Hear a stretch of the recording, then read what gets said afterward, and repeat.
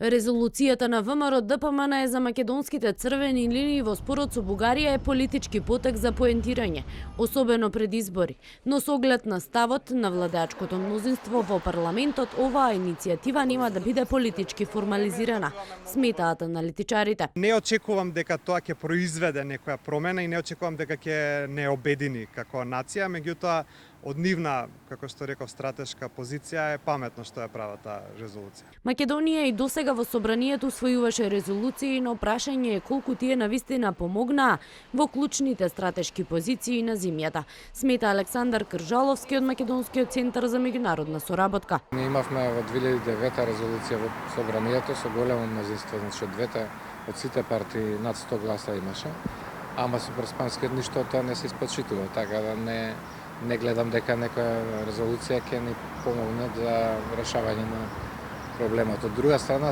сметам и одамна зборувам дека дури ненормално да 6 месеци со 2 вета веќе ние немаме расправа со собранието за ова прашање.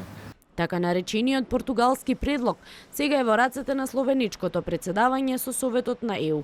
Извесно е дека сегашната техничка влада во Бугарија нема да посегне по договор. Се ќе зависи од новата влада по изборите во земјата.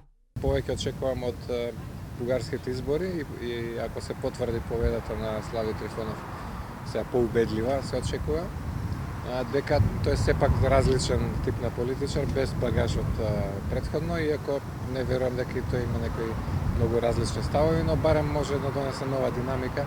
Мислам дека ќе има засилени напори и од Словенија и од другите земји да се едноставно да се надмине овој дедлок, како викаат, заглавување на процесот, бидејќи очигледно штети и на Европската унија. Не сметам, поради тоа што прашањето е се уште многу жешко, мислам дека мора малку да се оладат и двете јавности за некој отстапување да се случи, а не очекувам од било кој да победи на изборите да направат отстапување. Додека се чека исходот од бугарските избори, дома опозиционерите остануваат на ставот дека официјално Скопје треба да возврати до официјална Софија со ваков одговор за бугарското вето.